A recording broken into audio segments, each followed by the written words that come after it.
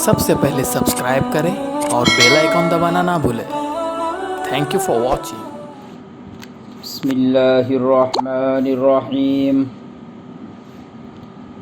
الحمد للہ نحمده ونستعینه ونستغفره ونؤمن به ونتوکل علیہ ونعوذ باللہ من شرور انفسنا ومن سیئات اعمالنا من يهده الله فلا مضل له ومن يضلله فلا هادي له ونشهد أن لا إله إلا الله وحده لا شريك له ونشهد أن سيدنا ومولانا محمدا عبده ورسوله أما بعد فأعوذ بالله من الشيطان الرجيم بسم الله الرحمن الرحيم يا بني أقم الصلاة وأمر بالمعروف وانه عن المنكر واصبر على ما أصابك إن ذلك من عزم الأمور وقال النبي صلى الله عليه وسلم وتقيم الصلاة إلى آخر الحديث أو كما قال عليه الصلاة والتسليم صدق الله مولانا العظيم وصدق رسوله النبي الكريم ونحن على ذلك لمن الشاهدين والشاكرين والحمد لله رب العالمين۔ معزز سامعین، کل گزشتہ حضرت معاذ ابن جبل رضی اللہ تعالیٰ عنہ کے سوال کے مطابق نبی اکرم صلی اللہ علیہ وسلم نے ان کو جو نصیحت فرمائی تھی، اس میں سے پہلی نصیحت، اس کی کچھ وضاحت میں نے آپ لوگوں کے سامنے رکھی تھی۔ اسی حدیث کا دوسرا جملہ ہے وَتُقِيمُ الصَّلَاةَ، نماز کو قائم کرنا۔ آج کی مجلس کے لیے میں نے جس آیت کریمہ کا انتخاب کیا، یہ سورہ لقمان کی آیت کریمہ ہے، جس میں حضرت لقمان علیہ السلام نے اپنی اولاد کو نصیحتیں فرمائی ہے۔ بہت قیمتی نصیحتیں حضرت لقمان علیہ السلام نے اپنی اولاد کو فرمائی ہے۔ ایسے تو قرآن کریم کی ہر آیت قیمتی ہے، لیکن جب باری تعالیٰ کسی انسان کی پسندیدہ بات کا تذکرہ کلام الہی میں فرمائے تو اس سے اس انسان کی بات کی عزت بڑھ جاتی ہے۔ یہی حال حضرت لقمان علیہ السلام کی نصیحتوں کا ہے۔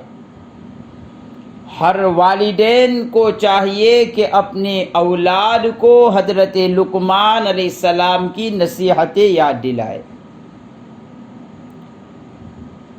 اس آیت کا تعلق یہ ہے کہ حضرت لقمان علیہ السلام نے اپنی اولاد کو نصیحت فرمائی، اے بیٹے نماز قائم کرنا، نماز کا اہتمام کرنا۔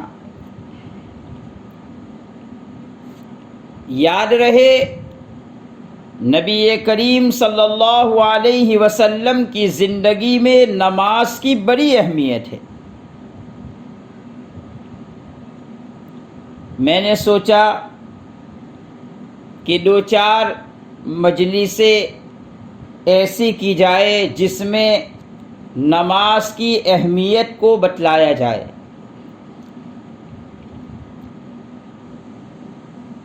آپ دیکھیے کہ نماز کو ارکان اسلام میں شامل فرمایا ہے۔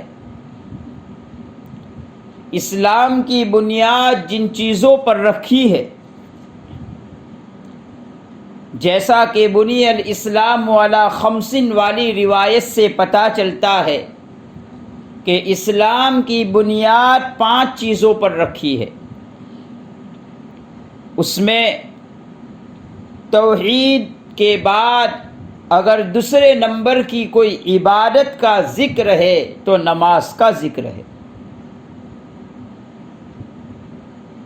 گویا ارکان اسلام میں نماز بھی شامل ہے، بلکہ آپ ذرا غور کیجئے، ارکان اسلام میں توحید کے بعد جن 4 عبادتوں کا تذکرہ کیا، جس میں ایک نماز ہے، نمبر 2 پر روزہ ہے، نمبر 3 پر زکوٰۃ ہے، اور نمبر 4 پر حج ہے، ان چاروں عبادتوں میں بھی نماز کو ایک نمایاں فرق حاصل ہے۔ وہ اس طور پر کہ دیکھو، روزے کا وقت جب ہوتا ہے ہر انسان کو پتہ چل جاتا ہے کہ بھائی صبح صادق سے ہمیں روزہ پکڑنا ہے اور غروب آفتاب تک ہمیں روزے سے رہنا ہے۔ اسی طرح زکوٰۃ کا مسئلہ لے لیجئے، غریب آدمی یہ سمجھتا ہے کہ مجھ پر کوئی زکوٰۃ نہیں ہے، اور صاحب مال آدمی یہ سمجھتا ہے کہ مجھے زکوٰۃ نکالنا ہے، اور وہ یہ بھی جانتا ہے کہ میرے پاس کتنا مال ہے اور مجھے کتنی زکوٰۃ نکالنا ہے۔ اسی طرح آپ حج کی عبادت کو لے لیجئے، تو جیسے ہی حج کے ایام شروع ہو جاتے ہیں تو جن لوگوں پر حج فرض ہو گیا ہے وہ پہلے سے اس کی تیاری شروع کر دیتے ہیں۔ گویا کہ ہر انسان کو ان عبادتوں کے کرنے کے لیے کوئی خاص معیار کی ضرورت نہیں پڑتی ہے، بلکہ ہر انسان اپنی استطاعت کے مطابق اس کے احکام کو جانتا ہے۔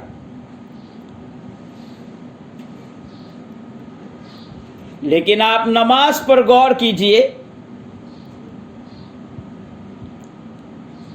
کہ جب نماز کا وقت آتا ہے تو شریعت نے حکم دیا کہ اذان کے ذریعے سے مسلمان بندے کو متوجہ کرو، مسلمان بندے کو اطلاع دو کہ نماز کا وقت ہو گیا ہے، اب اس کے دربار میں آ جاؤ۔ 5 وقتہ نمازوں کے وقت یہی اہتمام کیا جاتا ہے۔ یہی وجہ ہے حضرت عبداللہ ابن عباس رضی اللہ تعالیٰ عنہ کے متعلق آتا ہے کہ ایک مرتبہ بیٹھے ہوئے تھے، اذان کی آواز سن کر رونے لگے، حالانکہ جلیل القدر صحابی ہے، نبی اکرم صلی اللہ علیہ وسلم کی صحبت پائے ہوئے صحابی ہے، کثیر تعداد میں احادیث انہوں نے ذکر کی ہے۔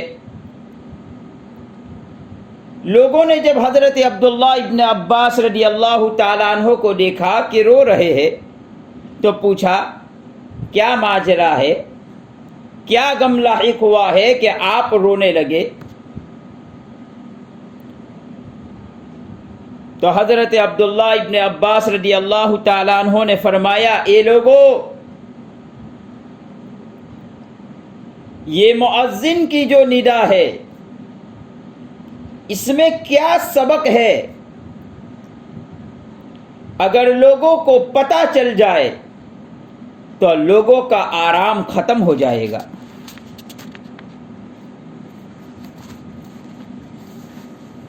لوگ مشقت میں پڑ جائیں گے۔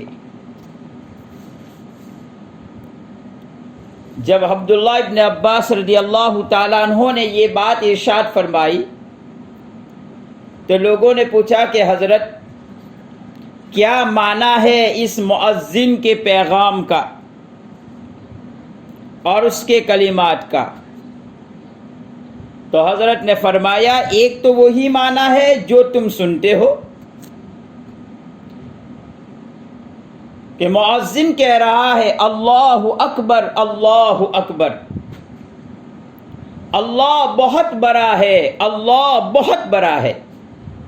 یہ ترجمہ تو ہر انسان جان رہا ہے، لیکن اس کے پیچھے ایک بہت بڑی خبر ہے، ایک بہت بڑا پیغام ہے وحدہ لا شریک لہ کی طرف سے،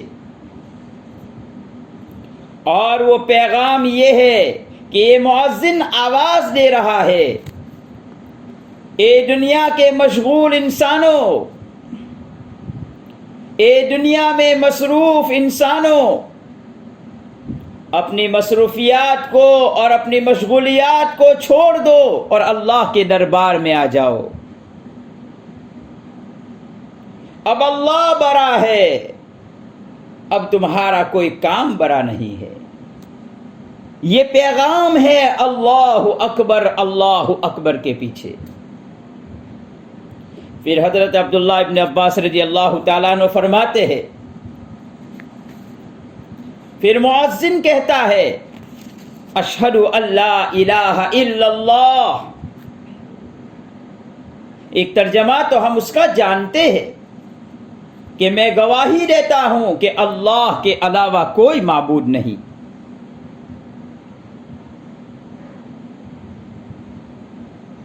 لیکن اس کا یہ مطلب ہے اور اس کے پیچھے یہ پیغام ہے،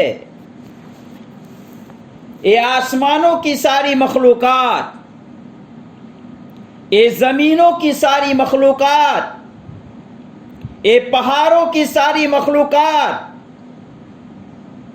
میں تم تمام مخلوقات کو گواہ بنا رہا ہوں کہ میں نے تمہیں اللہ کی طرف بلایا تھا۔ یہ گواہی تم قیامت کے دن دے دینا۔ اے آسمان والو تم بھی گواہ رہنا، اے زمین والو تم بھی گواہ رہنا۔ گویا کہ وہ ساری مخلوقات کو گواہ بنا رہا ہے اور یہ کہہ رہا ہے کہ آپ گواہی دے دینا کہ میں نے اللہ کے ایک ہونے کا پیغام لوگوں کو سنا دیا تھا۔ پھر مؤذن آگے جملہ بولتا ہے اشہد ان محمد رسول اللہ۔ اس کا سیدھا ترجمہ تو ہم جانتے ہیں، میں گواہی دیتا ہوں محمد صلی اللہ علیہ وسلم اللہ کے رسول ہے۔ لیکن اس کے پیچھے یہ پیغام دیتا ہے مؤذن، اے محمد صلی اللہ علیہ وسلم اور اے سارے رسولوں، قیامت کے دن تم گواہی دینا، میں نے 5 مرتبہ بلایا تھا اور یہ پیغام دیا تھا کہ نبی اکرم صلی اللہ علیہ وسلم اللہ کے آخری رسول ہے۔ یہ قیامت کے دن آپ گواہی دے دینا۔ پھر مؤذن کہتا ہے حی علی الصلاۃ، آؤ نماز کی طرف۔ اس کے پیچھے پیغام ہے، یہ بہت بڑا فریضہ ہے، بہت بڑا فریضہ ہے۔ اس کو قائم کرنے کے لیے اللہ کے دربار میں آ جاؤ۔ سارے کام کاج کو چھوڑ دو اور اس کو بڑا فریضہ سمجھو اور اللہ کے دربار میں آ جاؤ۔ پھر مؤذن آواز دیتا ہے حی علی الفلاح، آؤ کامیابی کی طرف۔ یہ تو اس کا ترجمہ ہے، لیکن اس کے پیچھے ایک بہت بڑا پیغام ہے، اور وہ پیغام یہ ہے جس کامیابی میں تم لگے ہوئے ہو یہ فانی کامیابی ہے، اسے چھوڑ دو اور باقی کامیابی کی طرف آ جاؤ، نماز کی طرف آ جاؤ۔ یہ باقی کامیابی ہے، یہ حقیقی کامیابی ہے۔ کامیابی کس کو کہتے ہیں؟ مؤذن 5 وقتوں کی اذان میں 10 مرتبہ یہ ندا دیتا ہے حی علی الفلاح، حی علی الفلاح، اور اگر اقامت کو گن لیا جائے تو 20 مرتبہ ندا دے رہا ہے۔ ایک مسلمان کو کامیابی کی دعوت دی جا رہی ہے۔ اے انسانوں، جس میں تم لگے ہوئے ہو یہ حقیقی کامیابی نہیں ہے، حقیقی کامیابی تو نماز میں ہے۔ آج ہر انسان کامیابی چاہتا ہے، لیکن بہت دکھ سے کہنا پڑتا ہے جہاں سے اسے کامیابی لینا تھا اسے وہ چھوڑے ہوئے ہے۔ میرے بھائیوں، کامیابی تو نماز سے ملتی ہے، کامیابی تو اللہ کے ذکر سے ملتی ہے، کامیابی تو مسجدوں میں بیٹھنے سے ملتی ہے، لیکن آج کا انسان کامیاب اس کو سمجھتا ہے جس کے پاس پیسوں کا ڈھیر ہو، جس کے پاس عہدہ ہو، اسے وہ کامیاب سمجھ رہا ہے۔ آپ قرآن کریم کی آیت پر غور کیجئے، قد افلح المؤمنون، یہ کامیابی کی علامت والی آیت ہے، جس میں چند علامات کا تذکرہ ہے جن کو قرآن کریم نے کامیاب لوگوں کی فہرست میں شمار کیا ہے۔ یہ آیت کب اتری ہے؟ آپ ذرا اس کے پس منظر کو دیکھیے۔ مکہ کے سرمایہ دار لوگ فقراء صحابہ کو اور نبی اکرم صلی اللہ علیہ وسلم کو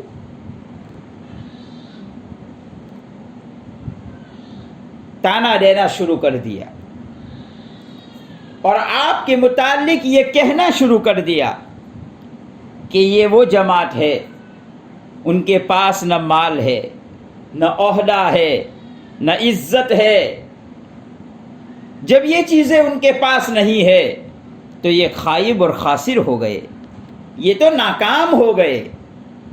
تو اللہ تعالیٰ نے یہ آیت اتاری اور اعلان کروایا جن کے پاس کچھ نہیں ہے لیکن ان کے پاس اللہ ہے، ان کے پاس اللہ کا رسول ہے، ان کے پاس اللہ کی محبت ہے، ان کے پاس نمازوں والی زندگی ہے، تو وہ کامیاب ہے۔ تو حی علی الفلاح سے کامیابی کی دعوت دی جا رہی ہے کہ ہمیشہ رہنے والی کامیابی نماز سے ملتی ہے۔ پھر دوبارہ اللہ اکبر کہتا ہے، اللہ کی عظمت کی طرف وہ اشارہ کر رہا ہے، اور پھر لا الہ الا اللہ مؤذن کہتا ہے، اس میں پیغام ہے۔ مؤذن یہ دعوت دیتا ہے، یہ امانت تو آسمان کو پیش کی تھی لیکن اس نے انکار کر دیا، یہ امانت تو زمین والوں کے سامنے زمین کے سامنے پیش کی لیکن اس نے بھی انکار کر دیا، یہ امانت تو پہاڑوں کے سامنے پیش کی تھی لیکن اس نے بھی انکار کر دیا۔ اے انسان، جب تم نے اٹھا لیا ہے تو آ جاؤ، وقت آ گیا ہے، ادا کر لو۔ عبداللہ ابن عباس رضی اللہ تعالیٰ عنہ فرماتے ہیں، میں اس لیے رویا کرتا ہوں، معلوم نہیں یہاں تو زمینوں کو بھی گواہ بنا لیا ہے، یہاں تو آسمانوں کو بھی گواہ بنا لیا ہے، یہاں تو فرشتوں کو بھی گواہ بنا لیا ہے، یہاں تو انبیاء کو بھی گواہ بنا لیا ہے، یہاں تو سارے رسولوں کو بھی اور خاص طور پر نبی اکرم صلی اللہ علیہ وسلم کو بھی گواہ بنا لیا ہے، میں اس نماز کو ادا کر پاؤں گا یا نہیں، اس لیے میں رو رہا ہوں۔ آپ اندازہ لگائیے نماز مذہب اسلام میں کتنی اہمیت رکھتی ہے۔ یہ مختصر طور پر میں نے اذان کا فلسفہ آپ کے سامنے پیش کیا کہ ارکان اسلام پر غور کرنے سے نماز کی ایک اہمیت معلوم ہوتی ہے کہ نماز سے پہلے جو اذان دی جاتی ہے وہ اذان اتنے رتبے والی ہوتی ہے۔ ہمیں بھی آج دوبارہ اس نماز سے کامیابی حاصل کرنا چاہیے۔ جب رمضان مبارک میں اللہ پاک عبادتوں کا بھاؤ بڑھا دیتے ہیں، فرض کا بھاؤ بڑھ جاتا ہے، نفل کا بھاؤ فرض کے برابر ہو جاتا ہے، اور میرے عزیزوں یہ صرف رمضان مبارک کے ساتھ خاص ہوتا ہے کہ نفل کا بھاؤ بھی بڑھ جاتا ہے، فرض کے برابر اس کا درجہ ہو جاتا ہے۔ تو ہمیں چاہیے رمضان مبارک میں کثرت سے ہم نوافل کا اہتمام کریں، تہجد بھی پڑھے، اوابین بھی پڑھے، چاشت بھی پڑھے، اور خاص طور پر ہم جو نمازیں پڑھتے ہیں اس میں پورے سال تو ہمیں نوافل پڑھنے کا اتنا اہتمام نہیں ہوتا ہے۔ کوئی عشاء کی 17 رکعت نہیں پڑھتا ہے، کوئی ظہر کی 12 رکعت نہیں پڑھتا ہے۔ ہم یہ تہیہ کرے، یہ عہد کرے کہ ہم خاص طور پر رمضان مبارک میں نوافل کا بھی اہتمام کریں گے۔ یہ رمضان مبارک کے ساتھ خاص ہوتا ہے، ہمیں اس کا اہتمام کرنا چاہیے۔ اللہ نماز کی حلاوتوں سے ہم سب کو مالا مال فرمائے۔ انہی منتشر باتوں پر میں میری گفتگو کو ختم کرتا ہوں۔ اللہ نماز کی اہمیت ہمارے دلوں میں بیٹھ جائے، ایسے فیصلے فرمائے۔ انشاءاللہ آئندہ کل بھی میں نماز ہی کے عنوان سے کچھ باتیں بتلانے کی کوشش کروں گا۔ اللہ پاک عمل کی توفیق مجھے بھی عطا فرمائے، آپ سبھی حضرات کو عطا فرمائے۔ وآخر دعوانا ان الحمد للہ رب العالمین۔